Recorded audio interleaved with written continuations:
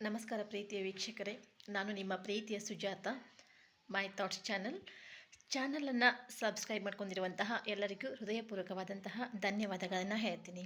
ಹಾಗಾದರೆ ಈ ದಿನ ನನ್ನ ಮೈಂಡಲ್ಲಿ ಅದೇನು ವಿಚಾರಗಳು ಬಂದಿವೆ ಅನ್ನೋದಾದರೆ, ಇಲ್ಲಿ ನಾವು ಯಾವುದೋ ಒಂದು ವಿಷಯವನ್ನು ಅವರು ನಮಗೆ ಬೇರೆ ಯಾರೋ ಒಬ್ಬರು ತಮ್ಮ ನೋವನ್ನು ಹೇಳ್ಕೊಳಕ್ಕೆ ಬಂದಾಗ ಆಗಲಿ, ಅಥವಾ ಯಾರದೋ ಒಂದು ಸೋಲನ್ನು ನೋಡಿದಾಗ ನಾವು ದಿಢೀರಾಗಿ ಮಾತಾಡ್ಬಿಡ್ತೀವಿ. ಏನಂತಂದರೆ, ಹಾಗ್ಯಾಕೆ ಮಾಡಬೇಕಿತ್ತು, ಹೀಗೆ ಬದುಕಬೇಕಿತ್ತು, ಹೀಗೆ ಮಾಡಬೇಕಿತ್ತು, ಹೀಗೆ ಇರಬೇಕಿತ್ತು, ಅದು ಅವ್ರ ತಪ್ಪು ಅಂತೆಲ್ಲ ಹೇಳಿಬಿಡ್ತೀವಿ.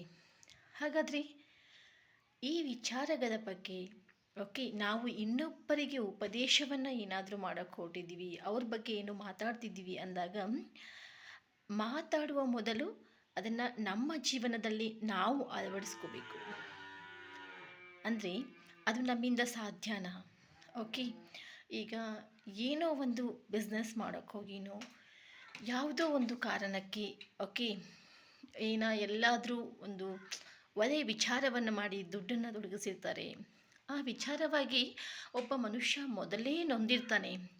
ಆತ ಏನಾದರೂ ನಮ್ಮ ಹತ್ರ ಕಷ್ಟವನ್ನು ಹೇಳ್ಕೊಳ್ಳೋಕೆ ಬಂದಾಗ, ನಾನು ಎಷ್ಟೋ ಸಾರಿ ನೋಡಿದ್ದೀನಿ, ಅದನ್ನು ಯಾಕೆ ಮಾಡಬೇಕಿತ್ತು, ಆ ರೀತಿ ಯಾಕೆ ಮಾಡಬೇಕಿತ್ತು, ಅಲ್ಲಿ ಅಮೌಂಟ್ನ ಯಾಕೆ ಪೇ ಮಾಡಬೇಕಿತ್ತು, ಅಷ್ಟು ದೊಡ್ಡ ಬಿಸ್ನೆಸ್ಸನ್ನು ಯಾಕೆ ಮಾಡಬೇಕಿತ್ತು, ಸಾಲ ಮಾಡಿ ಯಾಕೆ ಮಾಡಬೇಕಿತ್ತು, ಇದೆಲ್ಲ ಹೇಳ್ತೀವಿ.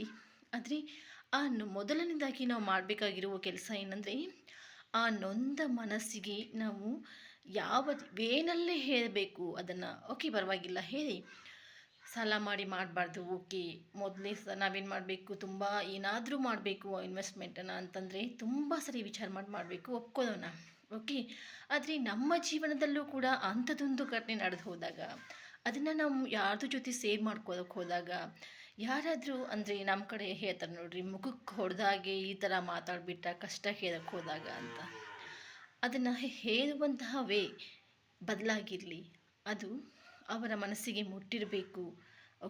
ಅಂದರೆ ಹೌದು, ಮಾಡಬಾರ್ದಿತ್ತು, ನಾವು ಅದನ್ನು ಮಾಡಿ ಹೋಯಿತು, ಹಾಗಾದರೆ ಅದಕ್ಕೆ ಸೊಲ್ಯೂಷನ್ಗೆ ಏನು ಮಾಡಬೇಕು, ನೆಕ್ಸ್ಟ್ ಏನು ಮಾಡಬೇಕು ಅನ್ನೋದನ್ನು ಹೇಳ್ಕೊಡಿ. ಅದನ್ನು ಬಿಟ್ಟು ಆ ನೊಂದ ಮನಸ್ಸಿಗೆ ಮತ್ತಷ್ಟು ನೋವನ್ನು ತಂದೊಡ್ಡುವಂತಹ ಮಾತುಗಳನ್ನು ಮಾತಾಡಬೇಡಿ. ಅವರು ಈ ಪ್ರಪಂಚದಲ್ಲಿ ಖುಷಿಯನ್ನು, ಎಲ್ಲರನ್ನು, ಸಂಬಂಧಿಕರನ್ನು, ಊರ ಜನರನ್ನು ಎಲ್ಲರನ್ನೂ ಕರೆದು ನಾವು ಸಂತೋಷಗಳನ್ನು, ಸಂಭ್ರಮಗಳನ್ನು ಊಟ ಹಾಕಿ ಆಚರಿಸ್ತೀವಿ. ಆದರೆ ಕಷ್ಟಗಳು ಅಂತ ಬಂದಾಗ ಅವನ್ನ ಎಲ್ಲರೊಟ್ಟಿಗೆ ಸೇರ್ ಮಾಡ್ಕೊಳ್ಳಿಕ್ಕಾಗಲ್ಲ. ಮನಸ್ಸಿಗೆ ಹತ್ತಿರವಾಗಿರುವಂತಹ ವ್ಯಕ್ತಿಯೊಂದಿಗೆ ಮಾತ್ರ ಕಷ್ಟಗಳನ್ನು ಸೇರ್ ಮಾಡಲಿಕ್ಕೆ ಸಾಧ್ಯ. ಅಂತಹ ಒಬ್ಬ ವ್ಯಕ್ತಿ ನಮ್ಮನ್ನು ಅರ್ಥ ಮಾಡಿಕೊಂಡು ಇವ್ರ ಹತ್ರನೇ ಹೇಳಬೇಕು ಅಂತ ತಮ್ಮ ಮನಸ್ಸಿನ ಭಾರವನ್ನು ಇವ್ರ ಹತ್ರ ಹೇಳಿದಾಗ ಸ್ವಲ್ಪ ಕಡಿಮೆ ಆಗ್ಬೋದು ಅಂತ ಹೇಳೋಕ್ಕೆ ಬಂದಿರ್ತಾರೆ ಅಂದಮೇಲೆ, ದಯವಿಟ್ಟು ನಯವಾಗಿ ನಾವೇನು ಮಾಡಬೇಕಾಗತ್ತೆ, ಅವ್ರ ಜೊತೆಗೆ ರೆಸ್ಪಾನ್ಸ್ ಮಾಡಬೇಕಾಗತ್ತೆ. ಅದರಿಂದ ಅವರಿಗೂ ಸ್ವಲ್ಪ ನೆಮ್ಮದಿ ಸಿಗ್ಬೋದು. ನಂತರ ಅವ್ರಿಗೆ ಯಾವ ರೀತಿ ನಿಮಗೆ ಗೊತ್ತಿರುವಷ್ಟು ಒಂದೆರಡು ಮಾತುಗಳನ್ನು ಸಮಾಧಾನ ಮಾಡಿ ಕಳಿಸಿ.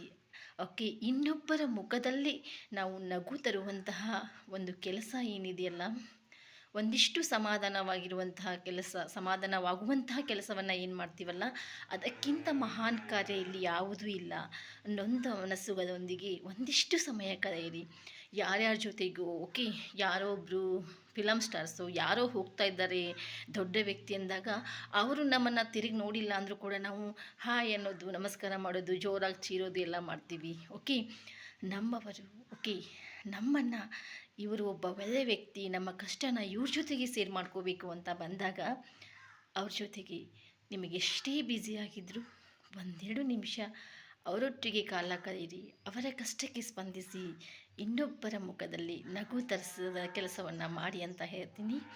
ಲೈಫಲ್ಲಿ ಇನ್ನೊಂದು ವಿಷಯ ಹೇಳಬೇಕಂದ್ರೆ, ಯಾವುದೇ ವಿಷಯವನ್ನು ನಾವು ಇನ್ನೊಬ್ಬರಿಗೆ ಹಾಗೆ ಮಾಡಬಾರ್ದಿತ್ತು, ಹೀಗೆ ಮಾಡಬಾರ್ದಿತ್ತು, ಬ್ಯಾಡ್ ಹ್ಯಾಬಿಟ್ಸ್ ಇರಲಿ, ಗುಡ್ ಹ್ಯಾಬಿಟ್ಸ್, ಯಾವುದೋ ಒಂದು ವಿಷಯವನ್ನು ಹಾಗೆ ಮಾಡ್ದೆ ಅನ್ನೋ ಬದಲು, ನಮ್ಮಲ್ಲಿರುವ ಹ್ಯಾಬಿಟ್ಸನ್ನು ಒಂದೇ ಸಾರಿ ನಾವು ಯಾವುದನ್ನು ಬಿಡೋಕ್ಕೆ ಸಾಧ್ಯನಾ ಅಂತ ವಿಚಾರ ಮಾಡಿಕೊಂಡು ಇನ್ನೊಬ್ಬರಿಗೆ ಸಜೆಷನ್ನ ಕೊಡಿ. ಸ್ವಲ್ಪ ನಿಧಾನವಾಗಬಹುದು.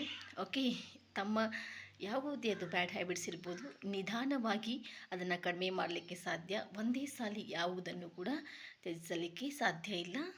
ಇಷ್ಟು ಹೇಳೋಕ್ಕೆ ಇಷ್ಟಪಡ್ತೀನಿ. ಖುಷಿಯಾಗಿರಿ.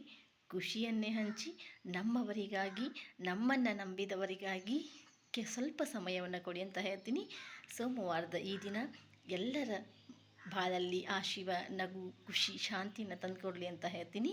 ಓಕೆ, ವಿಡಿಯೋ ಇಷ್ಟ ಆಗಿದ್ದರೆ ಲೈಕ್ ಮಾಡಿ, ಶೇರ್ ಮಾಡಿ, ಚಾನಲ್ನ ಸಬ್ಸ್ಕ್ರೈಬ್ ಮಾಡ್ಕೊಳ್ಳಿ. ಮತ್ತೊಂದು ವಿಡಿಯೋದೊಂದಿಗೆ ನಿಮ್ಮನ್ನು ಮತ್ತೆ ಭೇಟಿ ಆಗ್ತೀನಿ. Love you all. See you next video. Thank you so much.